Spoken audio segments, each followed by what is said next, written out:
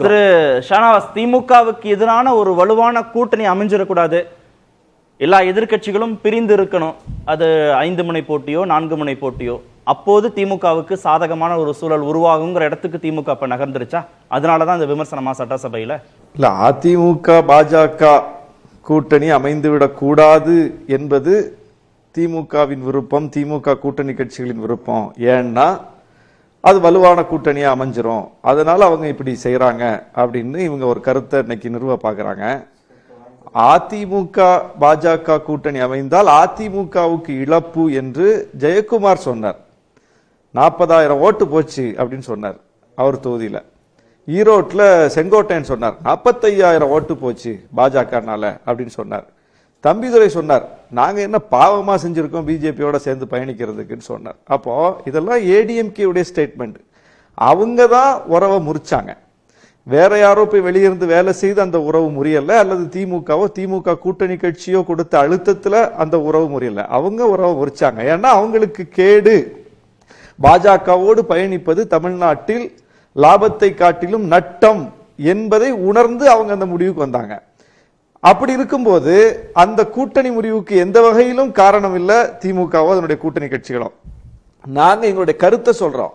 தமிழ்நாட்டு களத்தில் பாஜகவோடு பயணிக்கிற கட்சிகள் மிகப்பெரிய இழப்பை சந்திப்பார்கள் எங்க கருத்தை சொல்றோம். அது ஏன்னா அதிமுக வெறுமனே ஒரு கட்சி அல்ல, அது ஒரு மக்கள் இயக்கம், வெகு மக்கள் இயக்கம். அது அதிக முறை தமிழ்நாட்டை ஆண்ட இயக்கம். அந்த இயக்கம் இன்றைக்கு முக்கிய எதிர்கட்சியாகவும் இருக்கிறது. அடையாளம் இழந்து போகல, களத்துல இல்லாம போகல. களத்துல இருக்கக்கூடிய கட்சி குறிப்பிட்ட வாக்கு விழுக்காட்டை இவ்வளவு நெருக்கடிகளுக்கு பிறகும் தக்க வைத்திருக்கிற கட்சி, பிரதான எதிர்கட்சி, இவ்வளவு உயரத்தில் இருக்கக்கூடிய ஒரு கட்சி. அது பாஜகவோடு இணைந்து பயணித்தால் என்ன நடக்கும் அப்படிங்கறத நம்ம பார்க்க வேண்டியிருக்குது. இல்ல, இந்த எலெக்ஷனுக்கான இலக்குங்கிறது பார்க்க வேண்டியிருக்குது. அது அதிமுகவுக்கு மட்டும் இழப்பு இல்ல, இல்ல அவங்க பாஜகனால மட்டும் இழப்பா முடியாதுங்க. பாஜகனால பாதிப்பு அப்படின்னு உணர்ந்த நேரத்துல அந்த உறவை முறிச்சுக்கிறாங்க. ஆனா 2026 எலெக்ஷன்ல எல்லாரும் ஒண்ணு சேர்ந்தாதான் திமுகவை அகற்ற முடியும் அப்படின்னு ஒரு இடத்துக்கு வருகிற போது ஒண்ணு சேர்ந்துக்கிறாங்க. கரெக்ட். அது அந்தந்த நேரத்திற்கு கேஸ் டு கேஸ் பார்க்கணும்ன்றாங்க. அதுதாங்க. இல்ல இல்ல இல்ல, அதிமுக பாஜக இணைந்தால் அதிமுகவுக்கு இழப்பு என்று அதிமுக காரங்க தான் சொன்னாங்க. அப்போ அதிமுக பாஜக இணைந்தால் இழப்பு என்று அதிமுக காரங்களுக்கே தெரியும் போது எங்களுக்கு தெரியாதா, திமுகக்கு தெரியாதா? அப்ப நீங்க இணைகிறது தான் நல்லதுன்னு தானே நாங்க நினைப்போம். அரசியல் ரீதியாக, தேர்தல் ரீதியாக, வெற்றி ரீதியாக மட்டுமே சிந்தித்தால் நாங்க என்ன நினைப்போம்? திமுக என்ன நினைக்கும்? நல்லா சேரட்டும், அதிமுக பாஜக சேரட்டும், அதுதான் நமக்கு நல்லது. ஏன்னா தமிழ்நாட்டு களத்தில் பாஜகவை கூட்டிக் கொண்டு களத்திற்கு போனால் மிகப்பெரிய பிரச்சனையை சந்திக்க வேண்டி வரும், இழப்பை சந்திக்க வேண்டி வருங்கிறது தானே அதிமுகவுடைய மதிப்பீடை. அதுதானே தமிழ்நாட்டின் மதிப்பீடு, அதுதானே எதிர்கட்சிகளின் மதிப்பீடு, அதுதானே ஆளுங்கட்சியின் மதிப்பீடு. அப்படி இருக்கும்போது அவங்க சேர்றது நல்லது தானே. ஆனாலும் ஏன் சேராதீங்கன்னு சொல்றோம்னா, அது வெறுமனே அதிமுகவுக்கு மட்டும் இழப்பா முடியாது. இப்போ நாகராஜ் அவர்கள் பேசும்போது என்ன சொல்றாரு, நாங்க அதிமுகவோடு இணைந்தாலும் எங்க கொள்கை எதிலையாவது நாங்க விட்டு கொடுத்தோமான்னு கேட்டார். ஆனா இப்படி அதிமுகவில் கேட்க முடியுமா? உணவு பாதுகாப்பு சட்டத்தில் கையெழுத்து போட்டாங்க, உதயமின் திட்டத்தில் கையெழுத்து போட்டாங்க, நீட்டு விலக்கு பெற முடியாத நிலை உருவாச்சு, எல்லாம் அதிமுக ஆட்சி காலத்தில் உருவாச்சு, ஜிஎஸ்டில கையெழுத்து போட்டாங்க, எல்லாமே அம்மையார் எதிர்த்தது. வேளாண் சட்டத்துக்கு ஆதரவு கொடுத்தாங்க, சிஏஏக்கு ஆதரவு கொடுத்தாங்க, முத்தலாக்கு ஆதரவு கொடுத்தாங்க, டெல்லி மாநில அரசுடைய அதிகாரத்தை பறிக்கிற சட்டத்துக்கு ஆதரவு கொடுத்தாங்க. எதுக்கு ஆதரவு கொடுக்கல? எல்லாத்துக்கும் ஆதரவு கொடுத்தாங்க. இப்படி அதிமுகவுடைய கொள்கைக்கு, இருமொழி கொள்கைக்கு, புதிய கல்விக் கொள்கை எதிர்ப்புக்கு, இந்த மாநிலத்தினுடைய மாநில சுயாட்சிக்கு, சமூக நீதிக்கு, அதிமுக என்று தமிழ்நாடு சார்ந்த கொள்கைகள் இருக்கல, இதுல எதிலையாவது ஒன்றுக்கு பாஜக ஆதரவு கொடுத்திருக்கான்னு பார்த்தா ஒன்னையும் கொடுக்கல. பாஜக அவங்க ஸ்டாண்ட்ல தெளிவா நின்னுட்டாங்க. அதிமுகவோடு இணைந்தாலும் கூட பாஜக கொள்கை சமரசம் செய்யவில்லை. ஆனால் பாஜகவோடு இணைந்த அதிமுக எத்தனை சமரசங்களை செய்தது நம்ம பார்க்கிறோம். இதனால் கேடு யாருக்கு? அதிமுகவுக்கு மட்டுமா? இல்ல, தமிழ்நாட்டுக்கு. அப்ப அந்த நலன்ல இருந்து நம்ம சொல்றோம், இந்த பாஜகவோடு சேர்ந்தா என்ன நடக்கும், என்ன நடந்துச்சு. எனவே அந்த ட்ராக் ரெக்கார்டை வச்சு தமிழ்நாட்டு மக்கள் சொல்றோம். இதை விடுதலை சிறுத்தைகள் திமுக முன்னாடியே சொல்லிக்கிட்டு இருக்கோம். அம்மையார் அவர்கள் மறைந்த போது போயஸ் தோட்டத்தில் போய் சசிகலா அவர்களை சந்தித்து இந்த கட்சியை நீங்க கட்டுக்கோப்போட கொண்டு போங்க, அதிமுக திமுக திமுக அதிமுக தமிழ்நாடு அரசியல் சுழல வேண்டியது ரொம்ப முக்கியம்னு சொல்லி எங்க தலைவர் தான் முதல்ல போய் கருத்து பதிவு பண்ணிட்டு வந்தார். நாங்க கூட்டணியில எல்லாம் இல்ல. அப்போ அதிமுக கூட்டணி இல்ல. நாங்க திமுக கூட்டணியோடு இணைந்து பயணிக்கிற நிலை இருக்கும் போது அதிமுக தலைமையிடம் போய் இந்த கருத்தை சொல்லிட்டு வந்தார் எங்க தலைவர். எப்போதும் இதை சொல்லிக்கிட்டு இருக்கோம் நாங்க. எனவே இந்த ஆபத்தெல்லாம் உணராத கட்சி அதிமுக.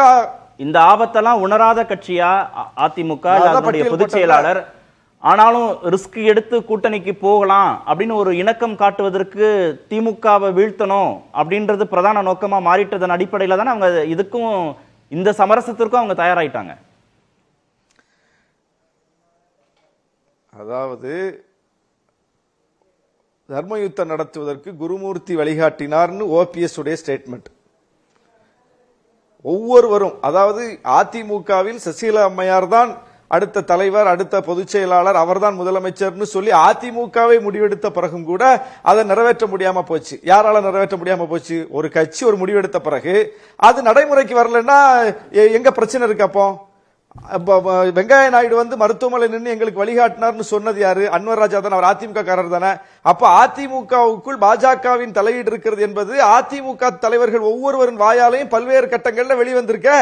அது எப்படி நீங்க தலையீடே இல்லைன்னு சொல்லி கடந்து போக முடியும்? வெளியே இருந்து நம்ம சொன்னா அவதூறுன்னு சொல்லிடலாம்.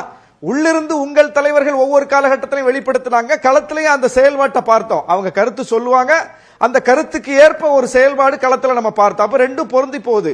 அந்த பொருந்தி போனதை வச்சுதான் பாஜக அதிமுகவுக்குள்ள தலையிடுதுங்கிற ஒரு நிலைப்பாட்டுக்கு எல்லாரும் வந்தோம், எல்லாரும் சொன்னோம்.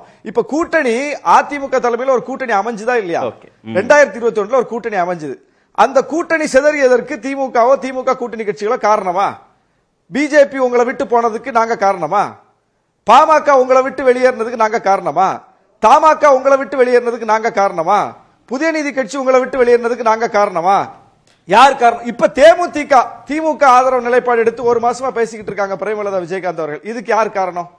அப்போ உங்க கூட்டணி உருப்பெற்ற ஒரு கூட்டணி சிதறி போனதுக்கு யார் காரணம்? இங்க உருப்பெற்ற கூட்டணி அதே வடிவத்தில் இருக்கு. புதிய புதிய கட்சிகள் சேர்ந்துகிட்டு இருக்கு. 2019 மக்கள் நீதி மையம் கிடையாது, 21 மக்கள் நீதி மையம் எங்க பக்கம் 21 கிடையாது, 24 வந்துட்டாங்க. இப்போ தேமுதிக வருவது போல சமிஞ்சைகள் தெரியுது. அப்போ இந்த பக்கம் கூட்டணி வலுப்பெற்றுக்கிட்டு இருக்கு, அந்த பக்கம் உருவான கூட்டணி சிதைந்து போய் கொண்டிருக்கிறது. இதுக்கு யார் காரணம்? எந்த ஒரு அறிக்கை சொல்லுங்க. இதுக்கு திமுக கூட்டணி தான் காரணம். கட்சியை பிடிச்சு இழுக்கிறாங்க, எங்க கூட்டணியை உடைச்சிட்டாங்க, பாமகவை தூண்டில் போட்டு இழுத்துட்டாங்க, தேமுதிகவை தூண்டில் போட்டு இழுத்துட்டாங்க, தமாக இங்க இருந்து அங்க போனதுக்கு இவங்க பண்ண லாபி தான் காரணம்னு ஒரு சான்று காட்டுங்க. ஒண்ணுமே கிடையாது. உங்களுடைய பிரச்சனை இதெல்லாம். கூட்டணி அமையாமல் போனதுக்கும் நீங்க தான் காரணமா இருக்கீங்க. கட்சி ஒருங்கிணையாமல் இருப்பதற்கும் நீங்க தான் காரணமா இருக்கீங்க. இதுக்கு ஏன் எங்களை பிடிச்சு கேக்குறீங்க? எந்த வகையிலும் திமுகவோ திமுக கூட்டணியோ நாங்களோ விசிகாவோ காரணம் இல்ல. அதிமுகவினுடைய நல்லெண்ணத்தின் அடிப்படையில் கருத்து சொல்கிறோமே தவிர அதை தாண்டி ஒண்ணும் கிடையாது. பேசலாம்.